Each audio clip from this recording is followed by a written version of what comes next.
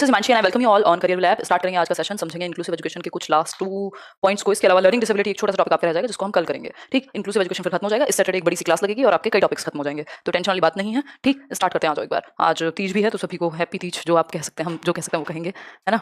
I understand हुआ। चलो भाई फटाफट से स्टार्ट करते हैं, फटाफट से स्टार्ट करते हैं। बहुत बढ़िया, समझेंगे। लास्ट टाइम हम बात कर रहे थे इंक्लूसिव एजुकेशन में ही डेलिक्वेंट चिल्ड्रन और बैकवर्ड चिल्ड्रन, लोकोमोटर डिसेबिलिटीज, इन सब की हमने बात की थी, इफ यू रिमेंबर तो, है ना।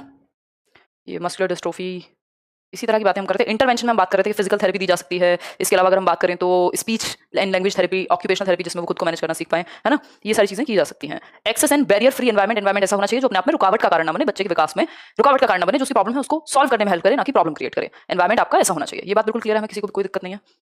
आगे बढ़े। बैकवर्ड चिल्ड्रन की हम बात कर रहे थे। बैकवर्ड बच्चे वो होते हैं जो किसी भी कारणवश पीछे रह जाते हैं। ठीक, तो इसमें इंटेलिजेंस का भी एक कारण बन सकता है, इंटेलेक्चुअल डिसेबिलिटी भी हो सकती है, कोई और डिसेबिलिटी या बिना डिसेबिलिटी के भी वो किसी वजह से अगर पीछे रह जाते हैं तो वो बैकवर्ड बच्चे कहलाते हैं, अपनी एज के अकॉर्डिंग जो नहीं कर पाते चीजें। जी ममता, तो बैकवर्ड और स्लो लर्नर के बारे में हम बात की थी। बैकवर्ड जो बच्चा होता है वो स्लो लर्न करता है, ऑब्वियसली वो पीछे रहता है। टाइप्स ऑफ बैकवर्डनेस में हमने जनरल बैकवर्डनेस और स्पेसिफिक बैकवर्डनेस की बात की थी। इसके कॉजेस क्या हो सकते हैं, तो इंटेलेक्चुअल डिसेबिलिटी यानी इंटेलेक्चुअल एबिलिटी कम हो, किसी का आईक्यू, किसी का बुद्धि स्तर ही कम हो, है ना, या फिर फिजिकल डिफेक्ट हो किसी बॉडी में के किसी पार्ट में। पॉवर्टी, पुअर होम कंडीशन, गरीबी के कारण भी कई बार बच्चा पीछे रह जाता है। जो रिसोर्सेज उसे चाहिए होते हैं वो नहीं मिल पाते, जो चीजें उसे चाहिए होती हैं वो नहीं मिल पाती, घर की कंडीशन ना ठीक होने की वजह से बहुत लोग बहुत कुछ नहीं कर पाते, ये भी एक बात है। ठीक, इमोशनल डिस्टर्बेंस, और इनके पास क्योंकि संसाधन नहीं है तो हो सकता है पिछली क्लास को आगे लेकर के बिना जा पाए। ठीक, नेक्स्ट है the influence of neighbourhood. Neighbourhood, भाई जिस पर्यावरण में, जिस एनवायरमेंट में हम रहते हैं, कहा जाता है कि आप क्या हैं, औसत हैं, एवरेज हैं अपने उन 5 लोगों का जो आपके आसपास रहते हैं। ठीक, आप जिनके जो 5 लोग हैं आपके आसपास, जो सबसे क्लोज हैं आपके, उनका आप एवरेज हैं। अगर आप अच्छे लोगों में, एलीट लोगों में बैठते हैं, आपका एनवायरमेंट वैसा है तो अगले एलीट व्यक्ति आप हैं। और अगर आप खराब लोगों में, या मतलब जिनकी आदतें ठीक नहीं है, जो जीवन में कुछ करना नहीं चाहते, पैसिव हैं, उनमें बैठते हैं तो आप वैसे हो जाएंगे। तो एनवायरमेंट का भी बहुत बड़ा फर्क पड़ता है और ये बहुत बड़ी बात है। ये बात हम कर चुके हैं ना, यहाँ तक ये रिवाइज करा रही हूँ आपको क्योंकि कल का ब्रेक बीच में आ गया था। एजुकेशनल गाइडेंस की हम बात करते हैं, ये भी हमने आई थिंक बात कर ली थी कि शॉर्ट और सिंपल मेथड में बात करनी चाहिए, इनको आसान तरीके से समझाया जाना चाहिए, इंडिविजुअल अटेंशन दी जानी चाहिए। ये सारी बातें हमने उस दिन की थी, इफ यू ऑल रिमेंबर। ठीक है, ये सारी बातें हम कर चुके थे। अब जुवेनाइल डेलिक्वेंट्स, बाल अपराधी बच्चे जो होते हैं, उनकी बात चल रही थी। जितना मुझे याद आ रहा है, बाल अपराधी बच्चे उनको कहेंगे जो जिनमें आपराधिक प्रवृत्ति पाई जाती है 18 वर्ष की उम्र से पहले, जैसे चोरी, मारना, पीटना, इस तरह की चीजें, या कुछ और कोई सब्सटेंस लेना। ये सब किसमें आएंगे, ये आपके बाल अपराधी या जुवेनाइल डेलिक्वेंसी में आएगा। यानी बच्चे में आपराधिक प्रवृत्ति की तरफ झुकाव है, या एडोलेसेंस का टाइम पीरियड होता है। इसके कॉजेज करने हैं आज, बिल्कुल सही बात है आपकी। इसका मतलब कोमल, आप लोग पढ़ाई करते हो और रिवाइज भी करते हो, तो हम थे इसके कॉजेज पे कि इसके कॉजेज हो क्या सकते हैं, उनको डिटेल में समझते हैं। इंडिविजुअल फैक्टर्स होते हैं, व्यक्ति का मेंटल लेवल, उसका टेम्परामेंट, उसका झुकाव किन चीजों के प्रति है, ये होते हैं इंडिविजुअल फैक्टर्स, व्यक्ति से रिलेटेड। कुछ होते हैं फैमिली फैक्टर्स, उसने बच्चे ने बचपन से ही देखा है घर में पिताजी जो है वो कोई सब्सटेंस लेकर के आते हैं, मारपीट होती है, लड़ाइयां होती हैं, खराब चीजें देखी हैं, तो उसका असर भी उस पर पड़ सकता है। फिर है मेंटल हेल्थ फैक्टर्स। अगर आपकी मेंटल हेल्थ ठीक नहीं है, आप साइकोलॉजिकली बेहतर नहीं है, तो ऑब्वियसली आप गलत फैक्टर्स की तरफ जा सकते हैं।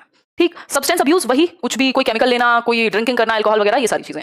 अब इंडिविजुअल फैक्टर्स की अगर हम बात करें तो इनमें भी हम समझ सकते हैं एक एक करके। इंडिविजुअल फैक्टर पहला आपके सामने नजर आ रहा है, लोअर इंटेलिजेंस। जब बुद्धि का स्तर जिस बच्चे का ठीक नहीं होगा, औसत भी नहीं होगा, या बुद्धि का स्तर कम होगा, तो क्या होगा, आप आसानी से चीजों से इन्फ्लुएंस हो जाते हैं। जब आपकी खुद की बुद्धि का स्तर ठीक ना हो, आप आसानी से प्रभावित हो जाते हैं, अपना दिमाग लगाते ही नहीं है ना। तो इंडिविजुअल जो फैक्टर्स हैं, व्यक्ति से संबंधित, बच्चे से संबंधित, उसमें लोअर इंटेलिजेंस, बुद्धि का जो स्तर है अगर वो कम होगा तो वो अपनी रीजनिंग, बुद्धि है क्या, बुद्धि जब चैप्टर हमने किया था तो हमने बात की थी इंटेलिजेंस एक तरह की एबिलिटी है जो हमें रीजन करने में, दैट मींस तर्क करने में, हमें थिंकिंग में, हमारी एडजस्टमेंट में, हमारी प्रॉब्लम सॉल्विंग में, हमारी डिसीजन मेकिंग में, 70 तरह की चीजों में हमें काम देती है। अगर उसी बुद्धि का लेवल कम होगा तो मतलब आप जल्दी से इन्फ्लुएंस हो सकते हैं। हो सकता है आप किसी की कोई बात ऐसे ही मान लें, अपना तर्क ही ना लगाएं, अपनी थिंकिंग प्रोसेस ही ना लगाएं, अपनी डिसीजन मेकिंग ही ना लगाएं। ठीक है जी बात। Who does not receive a proper education, जिस बच्चे को प्रॉपर एजुकेशन नहीं मिली उसको क्या होगी, हाँ, जिसकी बुद्धि कम है उसकी समझने की क्षमता कम होगी, सीखने की क्षमता धीमे होगी। ठीक, who does not receive a poor education, यदि बच्चे को अच्छी शिक्षा नहीं दी गई तो क्या होगा, अगर बच्चे को अच्छी शिक्षा नहीं दी गई, अच्छे वैल्यूज नहीं दिए गए, अच्छे एनवायरमेंट में नहीं रखा गया, तो प्रॉब्लम होगी। आज कोई जल्दी नहीं है। Who does not perceive a proper education, अगर बच्चे को प्रॉपरली एजुकेट नहीं किया गया तब भी हो सकता है कि वो गलत चीजों के प्रति आसानी से झुक जाए। ठीक है शशि, थोड़ा धीरे चलेंगे, कोई दिक्कत नहीं, जिससे एनर्जी ज्यादा होती है मेरी स्पीड बढ़ जाती है। इंपल्सिव बिहेवियर, इंपल्सिव बिहेवियर होता है हम सभी में उत्तेजनाएं उठती हैं, एकदम से एक इंपल्स उठती है, अरे ये कर लूं, ये कर लूं, तुरंत जैसे जैसे ही भाव मन में आए, कोई भी एक चीज आई और आप उस पर एक्ट कर देते हैं। ठीक है, आप उस पर एक्ट कर देते हैं, है ना। आपको हल्का सा गुस्सा आया, आपने झपट मार दिया खींच के, ये क्या इंपल्सिव बिहेवियर है। उत्तेजित आप आसानी से हो जाते हैं, आपको कोई भी, फिर तो आपकी चाबी सबके हाथ में है कि आपको थोड़ा सा कुछ भी बोले और आप तो भड़क जाएंगे। तो इंपल्सिव बिहेवियर, तुरंत जो भी इंपल्सिव उठती है उनको एंटरटेन करके बिहेव कर देना, है ना, एकदम से गुस्सा कर देना, एकदम से कुछ और कर देना, मतलब जो इंपल्स उठे एक तरह से ये हो जाएगा जानवर वाला व्यवहार, कि अगर आपको मन किया क्रोध करने का तो आपने किसी को पटक दिया, है ना, आपका मन किया रोने का तो आप रोते ही रहे, है ना, आपसे कंट्रोल नहीं होती चीजें, जैसे इंपल्स आती है वैसे ही आप बह जाते हैं। इंपल्स में सिर्फ गुस्सा नहीं आता, जितने भी तरह के हमारे इमोशंस हैं उन पे तुरंत आप एक्ट कर देते हैं बजाय कि उनको कंट्रोल करने के, है ना। इंपल्स में ये भी आ सकता है, ये जो पहली नजर वाला प्यार जिसको कहते हैं लोग, है ना, कि देखते ही बस आपके अंदर एक इंपल्स उठी और एक केमिकल रिएक्शन हुआ, आपने कहा अरे वाह अब तो हो गया, है ना। तो इंपल्सिव बिहेवियर खतरनाक है, इंसान को थोड़ा सा ठहराव के साथ सोच लेना चाहिए, टाइम लेना चाहिए चीजों में, ठीक है, पेशेंस लानी चाहिए। कराया हुआ है पवन, लाइफ स्किल्स मैंने कराई हुई हैं, जिन बैचेज में नहीं हुई होंगी उनको करा देंगे। अनकंट्रोल्ड अग्रेशन, अगर आपका क्रोध कंट्रोल में नहीं है, अग्रेशन किसके अंदर नहीं है, गुस्सा किसको नहीं आता है, किसकी लाइफ में प्रॉब्लम्स नहीं होंगी, तो इसका मतलब ये हम बच्चों को इतना कमजोर बना दें कि वो जैसे ही गुस्सा उसको आए, अग्रेशन उसको आए, तो वो गलत जगह निकाले, वो स्कूल में निकाले, किसी बच्चे को मार दिया, काट दिया, ये कर दिया, गलत है। ठीक है जी। An inability to delay gratification, gratification होता है आपको रिवॉर्ड मिलना है, कुछ मिलना है और आप तुरंत से आप रुक ही नहीं पाते ग्रेटिफिकेशन के लिए। जैसे टीवी देख के आपको अच्छा लगेगा, ग्रेटिफिकेशन फील होगा, है ना।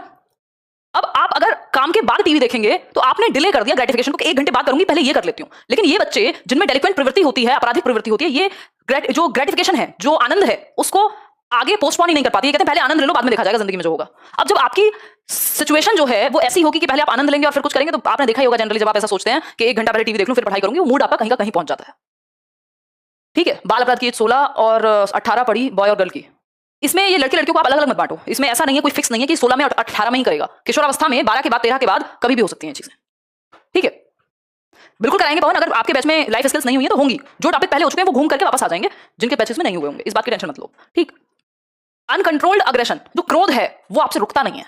बहुत बार आपको चीजें गलत होती नजर आ रही होती हैं, ऐसे हाँ निर्भया की बात कर लेते हैं, चलो उनके माँ बाप को मौका मिले तो वो तो मतलब डायरेक्ट उठा करके आप फिर तो लॉ का इंतजार ही नहीं करेंगे ना, अगर अग्रेशन कंट्रोल में नहीं है तो। ठीक है, वहां चलो एक बार जस्टिफाइड भी कह सकते हैं, बट ये हम अभी जैसे अग्रेशन का एग्जांपल है, अनकंट्रोल्ड अग्रेशन का, ये लखनऊ वाला केस हुआ था अभी, जिसमें आपने देखा होगा लड़की ने बहुत सारे थप्पड़ मारे एक कैब ड्राइवर को। अग्रेशन ही कंट्रोल नहीं हो रहा, इंपल्सिव बिहेवियर है बिल्कुल जानवरों वाला, कि आपसे कंट्रोल नहीं हो रही है इंपल्स, है ना, इमोशनली आप स्टेबल नहीं है। इसके अलावा अगर हम बात करें इनेबिलिटी टू डिले ग्रेटिफिकेशन, जो जिसको हम हिंदी भाषा में बिल्कुल शुद्ध देसी भाषा में कहते हैं मजा, वो जो मजा है ना, वो जो ग्रेटिफिकेशन है, वो जो प्लेजर है, उसको आप आगे बढ़ा पाएं, बैलेंस कर पाएं चीजों को, इसकी एबिलिटी नहीं होती। आप देखेंगे जो गिफ्टेड बच्चे हैं, जिनका मेंटल लेवल अच्छा है, वो लोग चीजों को बैलेंस कर पाते हैं, वो फर्स्ट भी आ रहे हैं, वो मूवी भी देख रहे हैं, वो 70 चीजें कर पा रहे हैं, है ना योगिता। तो वो कैसे कर पा रहे हैं, क्योंकि इन सब चीजों पे कंट्रोल है, और इन सब चीजों पे कंट्रोल आप खुद भी ला सकते हैं। ऐसा नहीं है कि अब नहीं आ सकता कंट्रोल, इमोशनली आप हमेशा डेवलप करते रह सकते हैं, हमेशा। मिनहाज, ख्याल रखिए अपना, ऑल द बेस्ट आप लोग जिन भी लोगों की लाइफ में प्रॉब्लम चल रही है। तो संतुष्टि में हाँ, मजे लेने पे फोकस और जरूरी काम को छोड़ देना। जैसे मेरा मन करे आज को 7 बजे भाई मुझे टीवी देखना है, या मैं अभी कहीं गई हुई थी दिन भर से, बैंक के कई सारे काम थे मुझे, तो भाग भाग के आने की जरूरत नहीं थी, आराम से बैठ के खाना खाया जा सकता था। और मेरी स्थिति अभी मतलब इतनी तो अच्छी है ही कि अगर मैं नहीं भी आऊं तो मेरा काम चल जाएगा, है ना, कोई दिक्कत नहीं है। और आना छोड़ो, अगर नहीं भी हूं प्लेटफॉर्म पे तब भी दिक्कत नहीं होगी, अगर उस सेंस में देखा जाए तो फ्रेंचली। तो बट क्या वो सही तरीका है? नहीं है। तो बाकी चीजें आपको टालनी आनी चाहिए, ग्रेटिफिकेशन को टालना आना चाहिए कि मौसम बहुत अच्छा हो रहा है, चलो चाय पीते हैं, बट क्लास भी तो लेनी है, तो वो ग्रेटिफिकेशन चाय किसी और दिन पी जाएगी या क्लास के बाद पी जाएगी, हो गया, टाल दिया ग्रेटिफिकेशन को। एक बहुत ही फेमस टेस्ट है, मार्शमैलो टेस्ट बोलते हैं शायद उसको। मार्शमैलो टेस्ट में क्या होता है, वो मार्शमैलो की जगह आप रख लो अपना, वो क्या कहते हैं इसको, मार्शमैलो, अपना देसी मार्शमैलो रख लो आप खरबूजा तरबूजा टाइप्स के। बचपन में छोटे बच्चे थे, कम उम्र के और लेस देन 5 इयर्स, उनके सामने क्या रखा गया, उनके सामने रखे गए मार्शमैलो जो उनको बहुत पसंद थे, और कहा गया कि जो 30 मिनट्स या 1 घंटा वेट करके खाएगा उसको डबल मार्शमैलो मिलेंगे, उसको एक्स्ट्रा देंगे। बट बहुत कम बच्चे थे जो कंट्रोल कर पाए आधे घंटे, उन्होंने कहा डबल ट्रिपल जाए भाड़ में, पहले हम ये खा लेते हैं जो हमारे सामने है। बाद में देखा गया, हाँ सब मुझे भी अच्छा लगता है आप लोगों से शेयर करने में, है ना, फाइनेंशियल स्टेबिलिटी की अगर हम बात करें तो एक्चुअली वो मतलब बात ये है कि जब आपकी जरूरतें कम होती हैं तो आप फ्री फील करते हैं, अदरवाइज तो पैसे का कोई अंत नहीं है, फिर आप कभी भी फ्री फील नहीं करेंगे अगर आप बंधे हुए हैं तो। खैर, ये तो एक बात हुई। इसके अलावा अगर मैं बात करूं तो वो मार्शमैलो जिन बच्चों ने नहीं खाया, जो उस चीज को टाल पाए, उस ग्रेटिफिकेशन को टाल पाए, बहुत बड़े दुर्गा, वो जीवन में ज्यादा आगे पहुंच पाए। भाई जब कहा जाता है, आज मेरा कुछ काम था तो मेरे साथ बैंक के मैनेजर गए हुए थे, दूसरी ब्रांच में कुछ काम था, तो फिर उसके बाद हम उनके घर चले गए, मतलब उनकी 3 बेटियां हैं और अच्छे रिलेशन है ये वो अपनी बेटी को बता रहे थे बेटा 11th 12th में कर लो काम और फिर उसके बाद तो आप अपनी मर्जी से घूम सकते हो, ये कर सकते हो, वो कर सकते हो। तो बात गलत नहीं है कि आप अगर 2 साल ग्रेटिफिकेशन को टाल दोगे, या आप 6 महीने अगर तैयारी में लगे हुए नौकरी की, तो 6 मंथ अगर आप मूवी नहीं देखने जाओगे या कम कर दोगे या बहुत कम कर दोगे तो खत्म थोड़ी हो जाओगे। ये ग्रेटिफिकेशन को जो टाल पाएगा वो जीवन में बहुत सक्सेसफुल है। और आप किसी को भी उठा लो, कोई भी इंसान किसी भी चीज पे अगर मतलब किसी भी फील्ड में अगर अच्छा कर रहा है तो उसके अंदर ये चीज पाई जाएगी, ग्रेटिफिकेशन को टालना। हर किसी को अच्छी लगती हैं चीजें, मूवी देखना, आराम करना, घूमना, किसी नहीं पसंद, बट ये जो ग्रेटिफिकेशन को टालने की आदत है ये आपको बहुत आगे पहुंचा सकती है लाइफ में। ठीक, ये इसलिए भी मैं फोकस कर रही हूं कि सिर्फ आपराधिक प्रवृत्ति के बच्चों के लिए नहीं, इन जनरल भी अगर इन सब चीजों पे हम काम कर पाए तो आपराधिक प्रवृत्ति से वैसे तो दूर रहेंगे, लाइफ में भी अच्छा करेंगे। हाँ, जैसे बहुत सारे आईएएस एस्पिरेंट्स होते हैं, सालों सालों जाते हैं मूवी देखे बिना, है ना, सालों सालों जाते हैं घूमे बिना, कभी सैटरडे को कहीं आसपास मौका मिला तो चले गए, नहीं तो नहीं गए।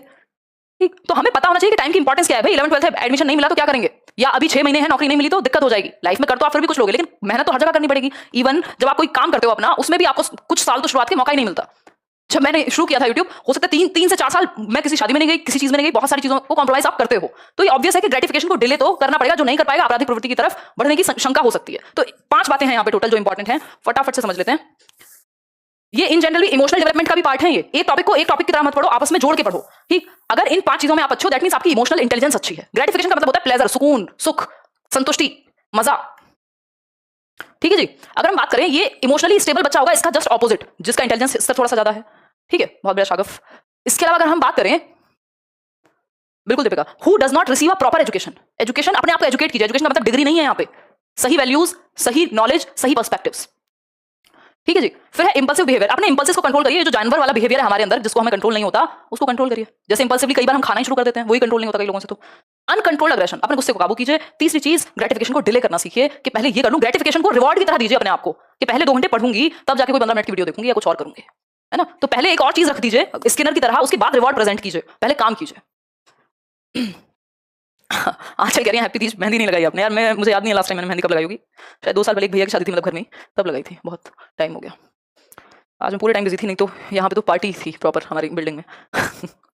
देखो नेक्स्ट क्या है, फैमिली फैक्टर्स। इन बच्चों के साथ फैमिली फैक्टर्स में प्रॉब्लम हो सकती है। वो थे इंडिविजुअल फैक्टर्स। इंडिविजुअल लेवल पे आप ग्रेटिफिकेशन को कंट्रोल कर पाओ, इमोशंस को कंट्रोल कर पाओ, इंपल्सिव बिहेवियर को कंट्रोल कर पाओ, खुद को ठीक से एजुकेट कर पाओ, है ना। ये सारी चीजें अगर आपने कर ली तो आप इस बिहेवियर से दूर जा सकते हो। इसका जस्ट ऑपोजिट करना है। अच्छा हाँ चल, family factors, these family risk factors include. Family risk factor कौन से हो सकते हैं भाई? A lack of proper parental supervision.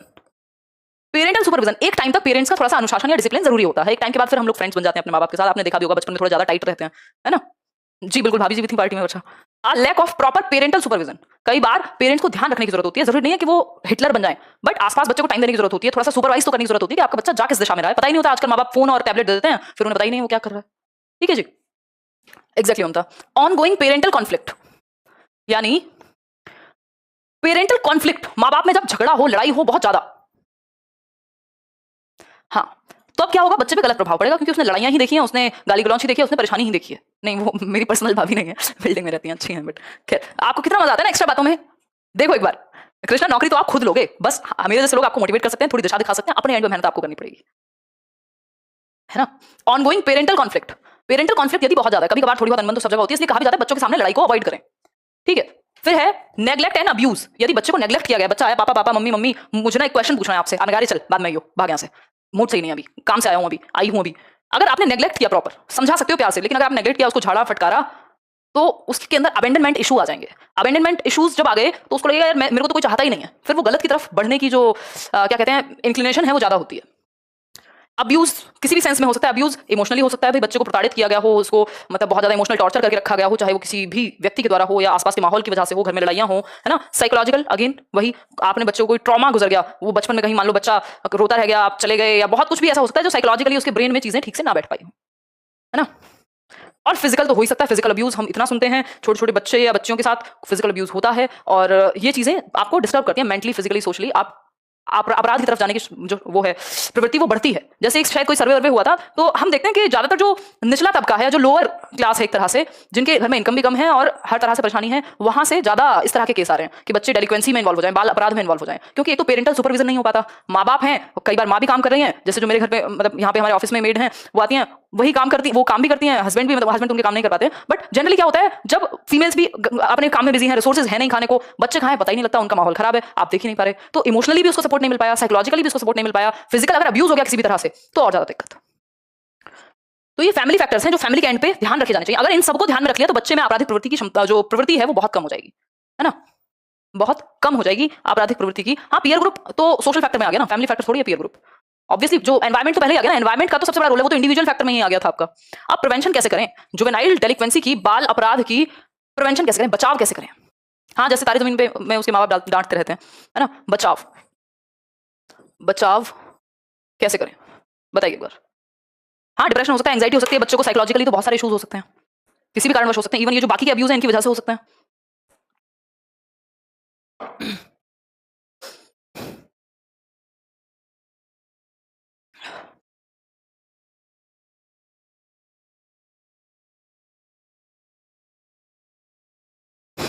चलें, मिलाएंगे मिलाएंगे हुआ। तो प्रिवेंशन ऑफ जुवेनाइल डेलिक्वेंसी यानी बचाव, बाल अपराध से कैसे बचाव करें। Prevention services include activities such as substance abuse education. आप बच्चों को एजुकेट करें कि ये जो सब्सटेंस अब्यूज है, ये जो अल्कोहल है, ये जो स्मोकिंग है, कुछ और है इस तरह की चीजें, कोई भी सब्सटेंस लेना हमारे दिमाग, हमारे शरीर, हमारे मन सबके लिए घातक हो सकता है, इसके प्रति आप एजुकेट करें। जैसे जो रिहैबिलिटेशन सेंटर्स होते हैं, रिहैब्स होते हैं, जो सुधार गृह होते हैं, बाल सुधार गृह, वहां पे क्या होता है, उनको एजुकेट किया जाता है कि इस नशे से होता क्या, दिमाग में कैसे ये अफेक्ट करता है व्यक्ति को, इसके परिणाम क्या हो सकते हैं, ये कैसे हमें नुकसान देता है, कैसे आप एडिक्ट बन सकते हैं। ठीक है, अच्छा प्रिया। एंड ट्रीटमेंट अब इसका फिर ट्रीटमेंट भी कराया जाएगा। पहले तो आप एजुकेट करेंगे, यदि प्रॉब्लम हो गई तो ट्रीट भी करना पड़ेगा भाई, है ना। फैमिली काउंसलिंग, फैमिली को बिठा करके अगर कोई प्रॉब्लम है तो आप बात कर सकते हो कि भाई बच्चा परेशान है तो आपके एंड पे क्या दिक्कत है, उसको कैसे सॉल्व करें, कहाँ समस्या आ रही है। एटलीस्ट परिवार बताएगा तो सही कि प्रॉब्लम क्या है, और है तो उसको सॉल्व कैसे करें। ठीक। यूथ मेंटरिंग, आजकल हम देखते हैं काउंसलिंग और गाइडेंस काउंसलिंग इतने सारे सेमिनार्स होते हैं अलग अलग कॉलेज वगैरह में, मैं भी लेती हूँ कई बार। तो उस केस में अगर मैं बात करूं तो मेंटरिंग जरूरी है। मेंटरिंग कैसे होगी, एक मेंटोर आप चूज करेंगे या कोई भी गाइडेंस काउंसलर चूज करेंगे या जो भी व्यक्ति अच्छा कर रहा हो, और उससे बैठ करके फिर बातें करेंगे, उसको दिशा दिखाने की कोशिश की जाएगी। पेरेंटिंग एजुकेशन, भाई पेरेंट्स को भी एजुकेट किया जा सकता है अलग अलग संस्थाओं के द्वारा। एजुकेशनल सपोर्ट दिलवाओ बच्चे को ताकि वो जीवन में अच्छा कर सके। ठीक है जी। फिर है यूथ शेल्टरिंग, कई बार आपको ऐसी जगह रखना भी पड़ता है बच्चे को जहां से वो और बेहतर कर सके, अपने जैसे लोगों में रह सके और एनर्जी सही जगह लगा सके।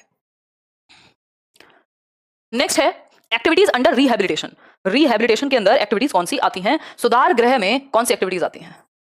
सुधार गृह की अगर हम बात करें, गृह होगा ना, घर वाला गृह, है ना। तो सुधार गृह की बात करें, रिहैबिलिटेशन के अंडर जब हम रिहैब में भेजते हैं, सुधार गृह में भेजते हैं या सुधार करना चाहते हैं बच्चे की इन प्रवृत्तियों में, तो हम करते क्या है उस पर फोकस करेंगे।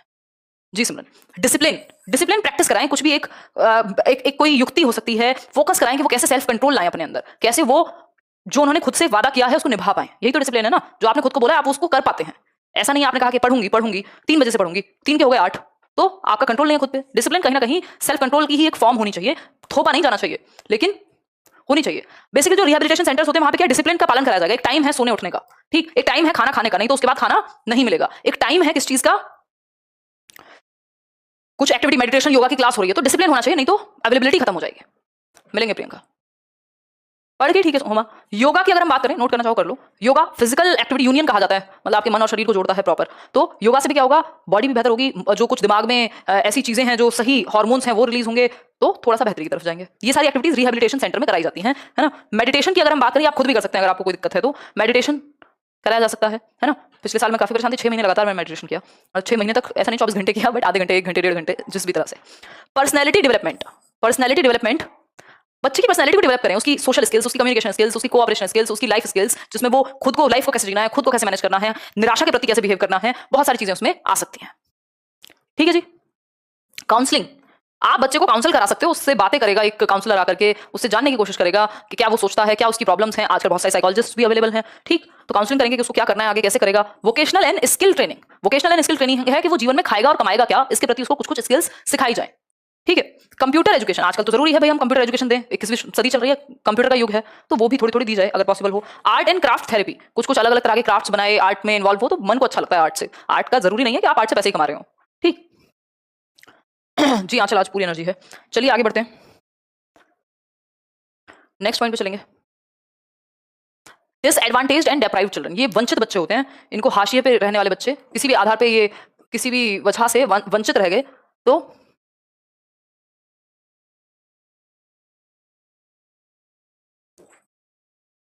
ठीक है भाई, जिनको लाभ कम मिल पाया किसी भी वजह से, चाहे समाज के एक ऐसे वर्ग से आते हो जहां पे इनको ज्यादा मौके मिले ही नहीं, इनको समाज ने ठीक से ट्रीट किया ही नहीं, ये सारी चीजें होती हैं,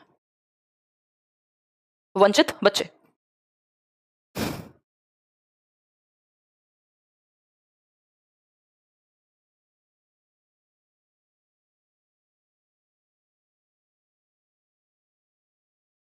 ठीक है, चलें देखिए। हाँ शर्ट तो मेरी है ही भाई। ये मैं क्या करती हूँ या करती थी, बहुत टाइम हो गया अब तो शॉपिंग किए हुए, किसी भी एक स्टोर में जाके, और जो जो जितनी भी शर्ट्स हो सब ले आओ एक एक, और उसके बाद पहनो 2 साल 3 साल जितनी चल जाए, ठीक है। तो कोई कह रहा है कि आपकी शर्ट है, हाँ तो मैं मान सकती हूँ कि आपको मेरी ना लग रही हो, बट ये है। क्या कर सकते हैं, देखो एक बार।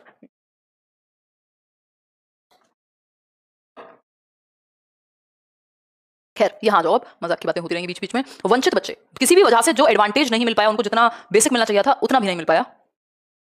The term disadvantaged means children, disadvantaged जो टर्म है उसका मतलब है, वंचित का मतलब है who come from socio economically backward section of the community, जो सामाजिक और आर्थिक रूप से वंचित या पिछड़ा वर्ग है।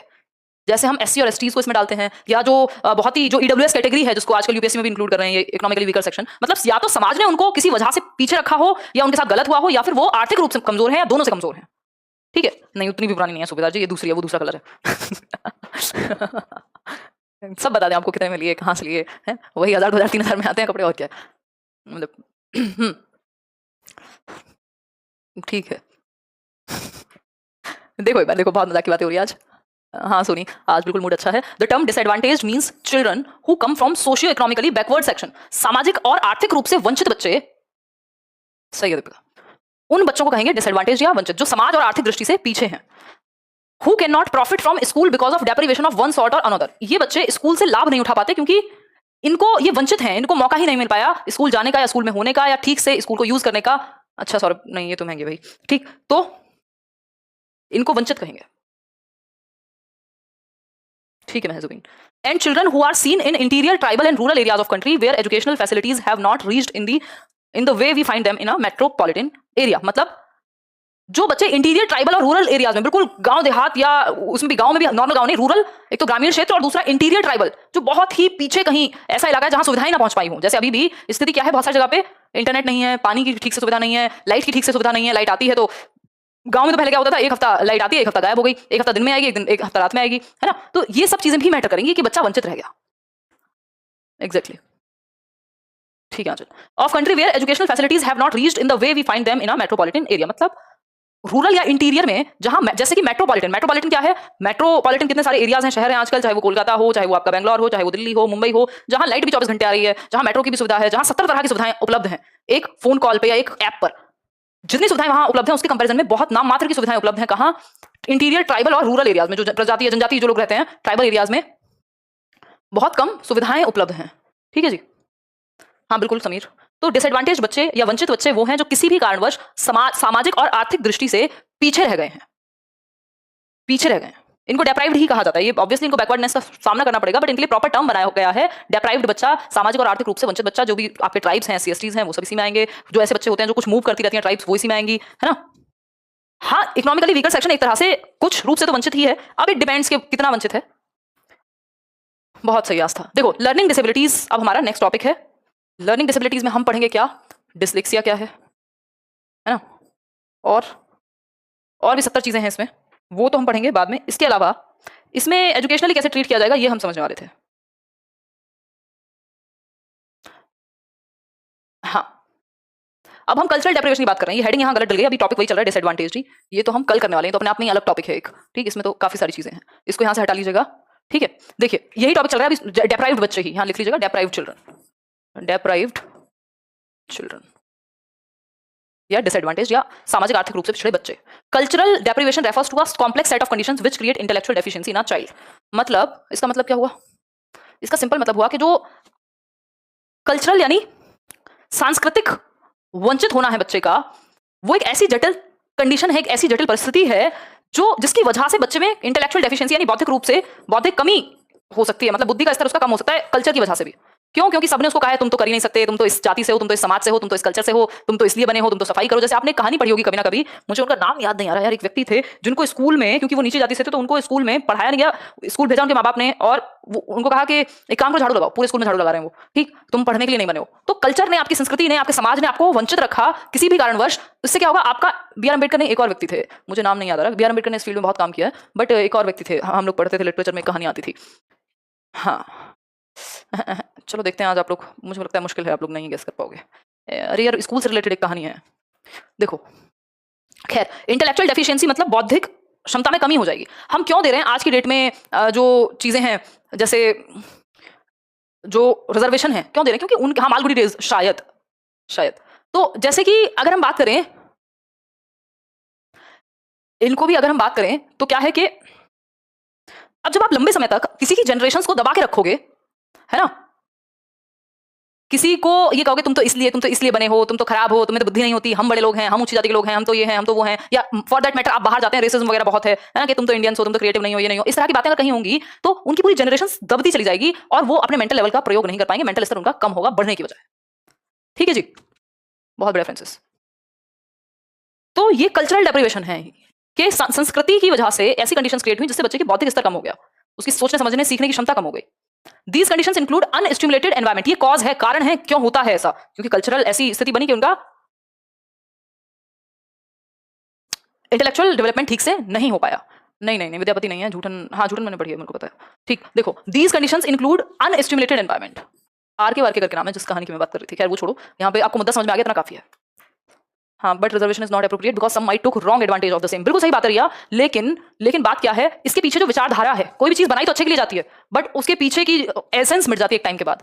मतलब ये मेरा भी मानना है कि भाई आप बाकी बहुत सारे तरीके हैं जिस हिसाब से की जा सकती चीजें, बट इसके पीछे रीजन गलत नहीं है। रिजर्वेशन बहुत ही सही रीजन के लिए है, बट वो बदलते बदलते क्या सिचुएशन रहेगी, आर के नारायण वाली एग्जैक्टली। देखो, दीज कंडीशंस इंक्लूड अनस्टिमुलेटेड एनवायरमेंट, यानी अउत्तेजित वातावरण, जिसमें बच्चे को मौका ही ना मिले कुछ सीखने का, कुछ चैलेंजिंग करने का, कुछ एक्साइटमेंट में करने का, कुछ ऐसा एनवायरमेंट मिले ही ना जहां पे उसको उत्तेजित फील हो। अनुत्तेजित भी हो सकता है ये, एग्जैक्टली क्या वर्ड होगा इसके लिए, मतलब बच्चे को चैलेंजिंग एनवायरमेंट ना मिले जहां वो कुछ सीख सके।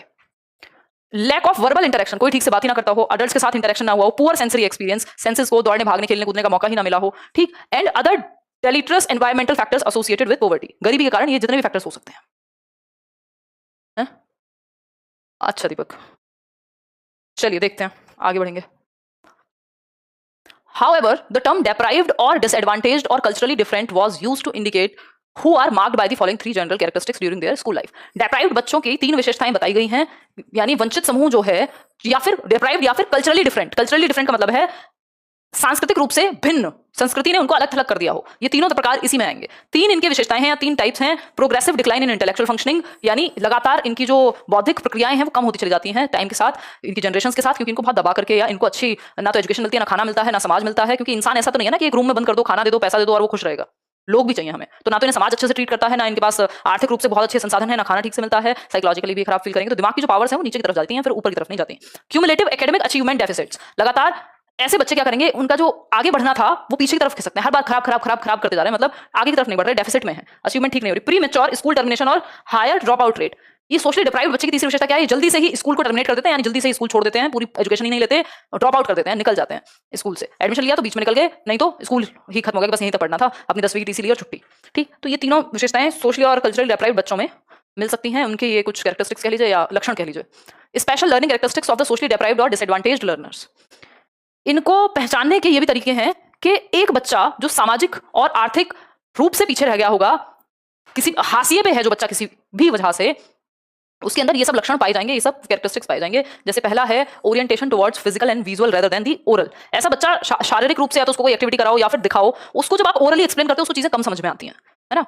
बाकी सब कुछ ठीक है, उसको ना आंख में दिक्कत है ना कानों में दिक्कत है, बट चीजें कम समझ आती हैं ओरली। उसको या तो दिखाओ या तो फिजिकली कराओ, ओरली वो समझ नहीं पाता। ठीक है जी। नेक्स्ट है कॉन्टेंट सेंटर्ड। हाँ तो सीमा अप्लाइड कुछ अलग से नहीं है ये ना, ये पूरा एक यहाँ पे मार्केट में हल्ला समझ जाता है, जिसको मार्केटिंग कहा जाएगा। अब तो जैसे लोग हैं इसके अंदर, है ना, वो कहेंगे अप्लाइड क्वेश्चन आने लगे। अरे भाई हमेशा से अप्लाइड आ रहे थे, जैसे जैसे आप देखेंगे टाइम के साथ अप्लाइड ही आ रहे हैं क्वेश्चंस। और अप्लाई करने में आफत क्या है, जब हमें थियरी पता है तो, है ना, थोड़ा नेचर अलग है क्वेश्चंस का, ये मैं मानती हूँ, लेकिन हम सिर्फ उनको अप्लाइड का ठप्पा नहीं लगा सकते। इवन नेट लेवल तक के क्वेश्चन ये टेढ़े मेढ़े दे रहे हैं, बट आपको पढ़ना है पहले जो आपके काम का है। अगर पेपर आउट ऑफ सिलेबस या बिल्कुल ही अलग आ जाता है, जो कि नहीं आता, बहुत रेयर केस में आता है, फिर भी आ जाए अगर, तो आपको अगर ये सब भी सीखा हुआ है जो नॉर्मली आप पढ़ते हैं, उसको बस यूज कर लेना। आपके बराबर वाले ने कौन सा पढ़ लिया होगा वो, अगर आपने नहीं पढ़ा तो वो तो फिर सभी के नंबर कम आएंगे। तो उसमें अगर आप अच्छा करके बाकी सब्जेक्ट्स में या ओवरऑल, तो आपका हो जाएगा सिलेक्शन। कौन सा आपको हर चीज रटनी है। Content centred rather than introspective, ये खुद नहीं सोचते, ये इंट्रोस्पेक्शन नहीं करते, अंतर्दर्शन नहीं करते कि कोई चीज उनकी लाइफ में कैसे हेल्प करेगी या उनको कैसे समझ में आ रही है चीजें, बस उनको कंटेंट सेंटर्ड है। 10 चैप्टर है, बस 10 चैप्टर कर लिए, बाकी हमें सोचना ही नहीं है कुछ। नहीं, मैं कभी नहीं भूलती भाई, बैचेस में हर बैच के बाद नहीं भूलूंगी, आंचल इस बैच के बाद। Problem centred rather than abstract centred, यानी समस्या पे ज्यादा फोकस है बजाय कि एब्स्ट्रैक्ट सॉल्यूशन या अमूर्त चीजों पे कि इसको सॉल्व कैसे करें, बस इनके जो सामने उसी में उलझे रहते हैं। इंडक्टिव रेदर देन डिडक्टिव, यानी इनका जो ध्यान है वो आगमन तरीके पे ज्यादा है, मतलब एग्जांपल्स ज्यादा देखेंगे, या फिर जो चीजें सामने हैं कॉन्क्रीट रूप से या नोन है जो चीजें, उन्हीं पे फोकस है। जो अननोन एस्पेक्ट है उन पे जाते ही नहीं है, है ना। आगमन पे ज्यादा फोकस है बजाय कि निगमन की, क्योंकि निगमन में दिमाग ज्यादा इस तरह लगेगा या आपको बहुत सारी चीजें देखनी पड़ेंगी, इसमें एब्स्ट्रैक्टनेस होती है निगमन में। ठीक है, तो आगमन पे इनको ज्यादा फोकस रहता है डिडक्टिव की बजाय। देखिए नेक्स्ट, फिफ्थ पॉइंट है slow careful patient and perspective rather than quick clever and flexible, यानी कि थोड़ा धीमा सीखते हैं, केयरफुल बहुत ज्यादा रहते हैं, पेशेंस की कमी रहती है इनमें, परजरवेरेंस की कमी रहती है। परजरवेरेंस होता है जब तक तोड़ेंगे नहीं तब तक छोड़ेंगे नहीं, कोई बात नहीं, एक बार फेल हुए दोबारा से कोशिश करते हैं, है ना। ये क्या होते हैं, ये स्लो भी होते हैं, केयरफुल भी होते हैं, और पेशेंट कुछ ज्यादा होते हैं, और परजरवेरेंस की कमी होगी। Then quick clever and flexible, जबकि फ्लेक्सिबिलिटी भी चाहिए एक व्यक्ति में, थोड़ी सी स्मार्टनेस भी चाहिए, सारी चीजें चाहिए। Inclined to communicate through actions rather than words, ये संप्रेषण या कम्युनिकेट कैसे करना चाहेंगे, एक्शंस के माध्यम से, हाथों से बोल करके या प्रॉपर फिजिकली, वर्ड्स की बजाय, ज्यादा भारी वर्ड्स की बजाय एक्शन करके बताना ज्यादा आसान समझते हैं, ये एक बात है। ठीक है जी, इतनी बात क्लियर है सभी को या कोई दिक्कत परेशानी हो रही है इस बात को समझने में। फिर है deficient in auditory attention and interpretation skills, यानी ऑडिटरी अटेंशन, सुन करके समझने में इनको दिक्कत होती है। इंटरप्रेट करने का मतलब होता है अपने शब्दों में आप कैसे इंटरप्रेट कर अपने तरीके से कैसे समझेंगे चीजों को, अपने तरीके से कैसे करके देखेंगे, उसमें दिक्कत होती है इनको। शॉर्ट अटेंशन स्पैन, इनका जो ध्यान लगाने की क्षमता है वो कम होती है नॉर्मल बच्चों से। इनका ध्यान एक जगह टिकता नहीं है क्योंकि इमोशनली कहीं और है, दिमाग से कहीं और है, या अपनी ही समस्याओं में उलझे हुए हैं, किसी भी रूप से वंचित है, हो सकता है खाना ही ना खा के आए हों, 70 चीजें हो सकती हैं। बिल्कुल बेस्ट रहेगा सीमा जी, बिल्कुल ठीक है भाई। स्लो होते हैं, ज्यादा केयरफुल होते हैं, पेशेंट होते हैं, प्रिजर्विंग कम होते हैं। ठीक है, ये लाइन थोड़ी गड़बड़ लिखी हुई है, इसको आप ऐसे ही समझिएगा कि कंपैरेटिवली स्लो होते हैं, केयरफुल कुछ ज्यादा ही रहते हैं। अगर आप जरूरत से ज्यादा केयरफुल रहोगे, हर टाइम टेंशन में रहोगे, तो कैसे सीखोगे? ठीक, बजाय कि इनको फ्लेक्सिबल होना चाहिए, थोड़े रिजिड होते हैं, धीमे चलते हैं, क्विक नहीं होते, ये सारी चीजें। Meeting the needs of the disadvantaged child is relatively new educational approach, यानी जो वंचित बच्चा है उसकी आवश्यकताओं को पूरा करना न्यू एजुकेशन या न्यू पैटर्न या न्यू अप्रोच में आता है, जो हम आज की डेट में लेटेस्ट अप्रोच को फॉलो कर रहे हैं। उसमें क्या करेंगे, हम ऐसे बच्चों की नीड्स को, उनके व्यक्तित्व को, उनको बेहतर बनाने की कोशिश करेंगे। ऐसा नहीं है कि इनको इग्नोर कर देंगे। समझ पा रहे हो ना बात को? बिल्कुल समझ पा रहे होगे। हाँ हाँ हाँ, ऐसा यही होता है, कुछ लोगों का सिर्फ यही काम है, एप्लीकेशन बेस्ड। ये उनका हमेशा से काम है, मैं इतने सालों से देख रही हूँ, हर पेपर में वो सेम बातें बोलते हैं कई लोग कि एप्लीकेशन बेस्ड आने लगे हैं, ये हो गया है, वो हो गया है, क्योंकि जिनको थियरीज नहीं आती ना, वो यही बातें करते हैं। और वो एप्लीकेशन भी थियरीज से ही निकल करके आ रही है। और किसने कहा है कि सिर्फ थियरीज पढ़नी है? सारी चीजें पढ़ो। तो ये तो डराने वाला एक तरह से, अब इसको बिजनेस ही कहना ठीक होगा, जो लोग डराने का बिजनेस करते हैं कि एप्लीकेशन आने लग गया, ये आने लग गया। अरे वो चेंज होगा ही, पैटर्न हल्का सा चेंज होता है और रोने लग जाते हैं सब, वो प्रॉब्लम है ना फिर।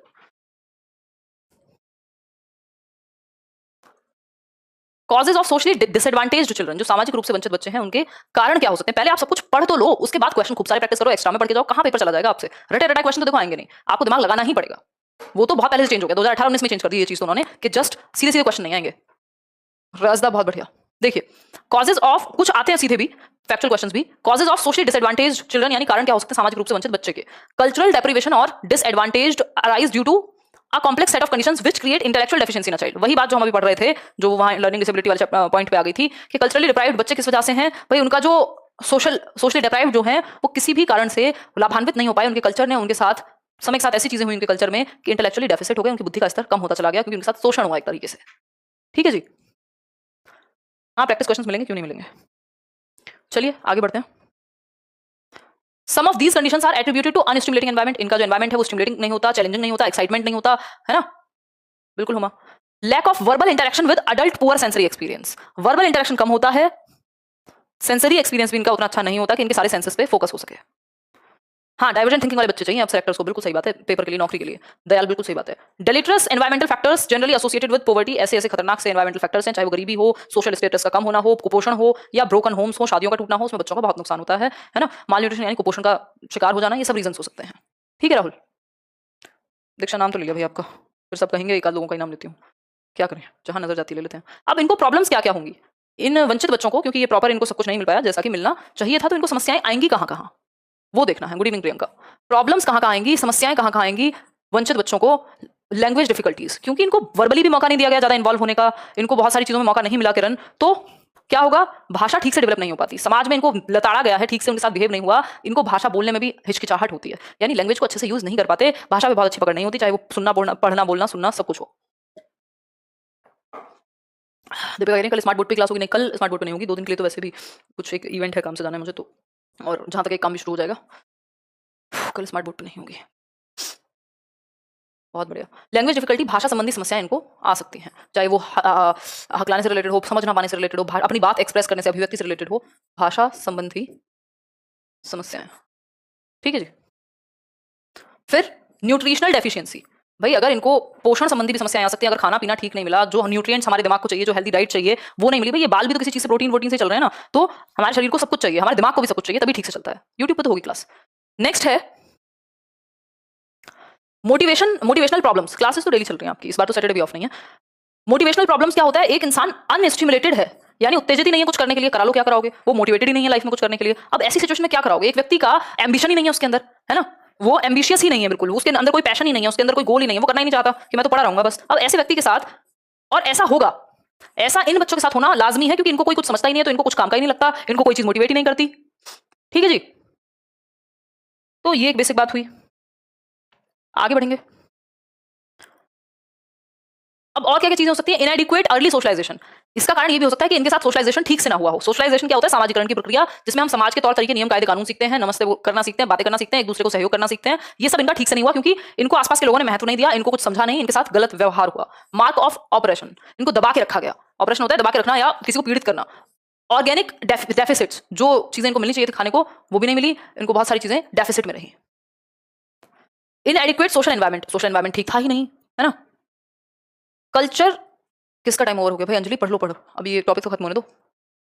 नहीं नहीं आकांक्षा, पॉसिबल नहीं ना, यूट्यूब पे तो पूरा बैच तो नहीं हो सकता ना, मैं इतनी सारी चीजें करा चुकी हूँ, उसी में से कुछ टॉपिक्स एक्स्ट्रा करा दिए जाएंगे, पूरा बैच तो सेम नहीं हो पाएगा, मतलब वो पॉसिबिलिटी नहीं है ना, ऑलरेडी मैं वहाँ बहुत कुछ चीजें करा चुकी हूँ और उसमें कभी कभी कुछ और टॉपिक ऐड हो सकते हैं, बट दोबारा से नए तरीके से तो अभी नहीं है प्लान।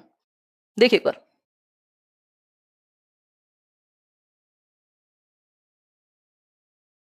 चले आगे। ये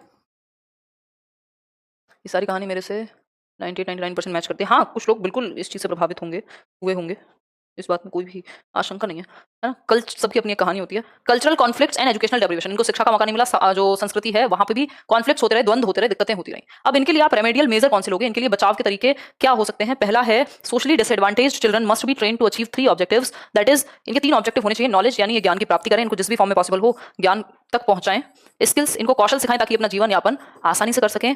और कौशल, सॉरी एटीट्यूड, जिसको नजरिया कह देते हैं, या और भी एक शब्द होता है एटीट्यूड के लिए, ठीक, एटीट्यूड का बताओ एक बार क्या शब्द हो सकता है? तो पर्सपेक्टिव या विचारधारा कह सकते हो, या फिर इसको नजरिया भी लिख सकते हैं, चलो आम भाषा में लिख लेते हैं। चीजों को देखने का जो पर्सपेक्टिव है, जो परिपेक्ष है, वो बेहतर हो, कौशल बेहतर हो, ज्ञान बेहतर हो, मतलब इनको नॉलेज दी जाए, इनके अंदर स्किल्स डेवलप की जाए, इनके अंदर अभिरुचि, हाँ मनोवृत्ति, एग्जैक्टली मनोवृत्ति इज अ गुड वर्ड, है ना। तो इन सब चीजों पर काम किया जाए ताकि इनका एटीट्यूड एक पॉजिटिव एटीट्यूड बना जाए, ताकि ये सीखना पसंद करें और लाइफ के प्रति मोटिवेटेड हो, क्योंकि इनके साथ समस्या ये है, ये डिमोटिवेट हो जाते हैं, करना ही नहीं चाहते कुछ। तो नॉलेज पे काम हो, इनको ज्ञान दीजिए, मौका दीजिए ज्ञान का एक्सप्लोर करने का, एक्टिविटी कराइए, स्किल्स इनको सिखाइए कुछ ऐसी जिससे इनका जीवन यापन हो सके, कुछ ये कर सकें, चाहे वो आर्ट्स क्राफ्ट हो, वर्क एजुकेशन हो, या इस तरह की चीजें हो। और एटीट्यूड, इनके जीवन को देखने के नजरिए में परिवर्तन कराना जरूरी है, एक पॉजिटिव एटीट्यूड लाना जरूरी है, नहीं तो दृष्टिकोण अगर ठीक नहीं होगा, स्वाति बिल्कुल सही बात है आपकी, तो क्या होगा? तो फिर कितना भी कुछ भी अच्छा हो, अगर आपका रवैया जीवन के प्रति अच्छा नहीं है तो सब खराब है, आपके बिलीव्स, आइडियाज और जितनी भी चीजें हैं वो अच्छे नहीं है, नेगेटिव है, तो फिर आपका जीना दुश्वार हो जाएगा। सेकंड पॉइंट है, कैसे आप रेमेडी कर सकते हो, उपचार कर सकते हो। Self concept, level of aspiration and achievement motivation should be accelerated. इनके लिए प्रॉपर क्लासेस चलाई जानी चाहिए जहां इनका सेल्फ का कॉन्सेप्ट कि मैं कौन हूं आखिर, वो अच्छा हो सके, कि तुम भी बराबर के इंसान हो, तुम भी सांस लेते हो, तुम्हें भी भगवान ने एक दिमाग दिया है, तुम किसी से कम नहीं हो। ये जो सेल्फ का कॉन्सेप्ट है ये बेहतर हो। ये कैसे बेहतर होगा? जब आप कुछ करते हैं, कुछ नया सीखते हैं, कुछ नॉलेज बढ़ाते हैं, कुछ धीरे धीरे करना शुरू करते हैं, तो कॉन्फिडेंस या सेल्फ का कॉन्सेप्ट अच्छा होता जाता है। जब आप जो खुद से कहते हैं, जिन बातों में विश्वास रखते हैं, वो आपको सुकून देती हैं। तो ये चीजों से क्या होगा? सेल्फ का कॉन्सेप्ट अच्छा होता है। Level of aspiration and achievement motivation should be accelerated. Level of aspiration होता है आपकी अभिलाषा का स्तर। किसका? अभिलाषा का, कि आप जीवन में कुछ करना तो चाहें, एस्पिरेशन तो हो कि भाई मुझे ये करना है, अपने माँ बाप को ये गिफ्ट करना है, या मुझे ये नौकरी लेनी है ना, कुछ तो करने का आपको अभिलाषा रखनी पड़ेगी, नहीं तो फिर तो जी नहीं पाओगे, फिर तो आप या तो साधु बन जाओगे बिल्कुल। उनके अंदर भी कुछ तो इच्छा होगी, वो भी कुछ तो ढूंढ ही रहे हैं। अचीवमेंट मोटिवेशन क्या चीज होती है? हमने मोटिवेशन में समझा था उपलब्धि, अभिप्रेरणा, कि आप जीवन में उपलब्धि करे बिना छोड़ो ना बीच में चीजों को, आप मोटिवेटेड हो किसी चीज के लिए, कोई एक गोल अचीव करने के लिए। एस्पिरेशन हो सकता है आपके अंदर कुछ इच्छाओं का होना जरूरी है, अभिलाषाओं का होना जरूरी है, ठीक है जी। तो इन चीजों पे काम किया जाना चाहिए, इनके अंदर इनके लिए स्पेशल क्लासेस दी जानी चाहिए ताकि ये पॉजिटिव या बेहतर फील कर सके अपने बारे में। नहीं प्रियंका, सेल्फ कॉन्सेप्ट इनका अच्छा बने कि अपने बारे में अच्छा फील कर सके। क्या समझे? समझे कि नहीं बता दीजिए बस। इतनी बात अगर किसी को समझने में दिक्कत हो रही है तो मुझे बताओ, आगे बढ़ेंगे फिर।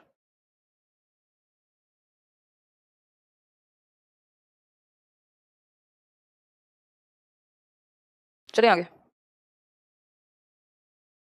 चलिए 2 मिनट शांत रहने की कोशिश करो ना, बहुत तेज बोल रही थी। ठीक, तो इन सब चीज़ों पे काम किया जाना चाहिए कि बच्चे को आप काउंसिल करें इस तरह से कि उसका लेवल ऑफ एस्पिरेशन बढ़े, जीवन में वो कुछ करना चाहे, सेल्फ कॉन्सेप्ट अच्छा हो कि मैं एक अच्छा इंसान हूँ, या मैं जो चाहूँ कर सकती हूँ या कर सकता हूँ, ये विश्वास उसको दिलाया जाए। आधी बार तो क्या होता है, आधे से ज्यादा तो जिंदगी में हम इसलिए भी फेल होते हैं क्योंकि हमें विश्वास ही नहीं होता खुद पे कि मैं कुछ कर सकती हूँ या नहीं कर सकती, है ना। जबकि जो कर रहे हैं वो भी इंसान ही है, उनमें भी एक दिमाग है, उनके भी 2 हाथ पैर हैं, उनकी भी सेल्फ डाउट आ रहे हैं, उनके भी दिमाग में बहुत सारे, उनको भी क्रिटिसिज्म मिलता है, और हर चीज में कोई भी अच्छा नहीं होता, सब चीजें सीख सीख के अच्छे होते हैं कई बार, ठीक है। देखिए नेक्स्ट है, language training and analytical thinking must be included, यानी भाषा की जो ट्रेनिंग दी जानी चाहिए, जो भाषा का शिक्षण या प्रशिक्षण कहेंगे, और एनालिटिकल थिंकिंग, चीजों को एनालाइज करना, पार्ट्स में डिवाइड करके देखना, छोटे छोटे हिस्सों में माइन्यूट डिटेल्स पे ध्यान देना, है ना, इन सब पे फोकस हो। भाषा का जो प्रशिक्षण है वो अच्छे से दिया जाए ताकि बच्चा सीख पाए, अपनी बात को ठीक से कह पाए और सामने वाले की बात को सुन पाए, ठीक है जी। आगे बढ़ते हैं। These children must be trained to acquaint themselves with concrete life situations. इनको ट्रेन किया जाना चाहिए कि जब इनके लाइफ में मूर्त सिचुएशंस आए, मूर्त सिचुएशन का मतलब क्या है, जो रियल लाइफ कॉन्क्रीट एक्सपीरियंसेस आए, अनुभव आए, तो उनके साथ ये डील कर पाए, रियल लाइफ के साथ इनको डील करना सिखाया जाना चाहिए, रियलिटी को फेस कराया जाना चाहिए, इनको ट्रेन किया जाना चाहिए कि ये खुद का साथ दे सके मुश्किल समय में भी, ठीक है। आगे बढ़ेंगे। इतनी बात तो मुझे लगता है सभी को क्लियर है। अब इनके लिए एजुकेशनल प्रोविजंस क्या किए जा सकते हैं? डिसएडवांटेज एंड डिप्राइव्ड बच्चों के लिए एजुकेशनल प्रोविजन हम कर सकते हैं क्या? एजुकेशन में हम क्या करें? इसको क्लासरूम में टीचर्स क्या करें, हम लोग क्या करें? सिर्फ ये कुछ पॉइंट्स लिखे हुए हैं। जैसे पहला पॉइंट है एस्टेब्लिशमेंट ऑफ रेजिडेंशियल स्कूल्स। कई बार क्या होता है, कुछ ऐसे रेजिडेंशियल स्कूल्स बना दीजिए जहां इनको हम रिहैब देंगे, मतलब इनको सुधारने के लिए बहुत सारी एक्टिविटीज कराई जाएंगी, स्किल्स सिखाई जाएंगी। ऐसे स्कूल्स एस्टेब्लिश करिए जहां इन बच्चों के लिए रिसोर्सेज अवेलेबल हो, इनको सुविधाएं मिल पाएं और इनके लिए एक्टिविटीज बेहतर तरीके से कराई जाए। ठीक है, पीडीएफ मिल जाएगा, ये एक बार पूरे होने दो कल वाला टॉपिक भी। Financial help for disadvantaged children, यानी आर्थिक रूप से भी अगर इनकी मदद की जा सकती है सरकार के द्वारा, या कोई एक ऐसा होता है ना स्कॉलरशिप्स मिलती हैं अगर कोई अच्छा करे या उसको मौका मिले, या किसी एक पर्टिकुलर कैटेगरी के लिए भी स्कॉलरशिप्स देती है गवर्नमेंट, तो ऐसे बच्चों के लिए मिलनी चाहिए। क्राफ्ट एजुकेशन इनको सिखाई जानी चाहिए, एटलीस्ट ये वोकेशनल चीजें सीख लें जिनसे जीवन यापन हो सके, चाहे वो वर्क एजुकेशन से रिलेटेड चीजें हो, चाहे वो कुछ और ऐसी छोटी मोटी स्किल्स हो जिनसे जीवन यापन किया जा सके। नेक्स्ट है इंसेंटिव्स टू इंडिजेंट फैमिलीज, वो परिवार जो किसी भी वजह से गरीबी के पास हैं या वंचित रह गए हैं, उनको हेल्प दी जानी चाहिए सरकार के द्वारा या जिस भी संस्था के द्वारा, इनको इंसेंटिव मिलने चाहिए ताकि ये बेहतर कर पाए लाइफ में। इन सब चीजों पे फोकस जनरली अगर हमारा होगा तो हम इन बच्चों से जीत पाएंगे, मतलब इनको और आगे ला पाएंगे, इनको जितवा पाएंगे अगर मैं कहूँ, है ना। बहुत बड़े हुआ, ठीक है जी बात। धन्यवाद कहिए आंटी को। तो आज के लिए इतना ही, कल से शायद काम भी शुरू होगा, और कल तो शायद पता नहीं कल और परसों का क्या है, अभी मेरा फाइनल नहीं है कि इवेंट है, मुझे जाना है कि नहीं, बट आपकी क्लास होगी, लैपटॉप पे होगी अभी जब तक ये काम शुरू होगा और स्टूडियो में, तो 2-4-6 दिन यही स्थिति रह सकती है। ठीक है जी, मतलब हम लोग मिलेंगे स्मार्ट बोर्ड की जगह, आपके सामने पीपीटी होगी, कोई दिक्कत नहीं है। ठीक, सेम टाइम होगी, क्लास तो होगी, बिल्कुल होगी, कल भी होगी, परसों भी होगी, इवन सैटरडे को भी होगी क्लास आपकी, है ना। चलो फिर, अभी बहुत सारे चेंजेस हो रहे हैं, लाइट वाइट में चेंज है, इसमें बोर्ड में चेंजेस हैं कुछ। चलिए आज के लिए नहीं रखें, कोई और किसी का डाउट हो तो बता दीजिए, नहीं तो छुट्टी करते हैं।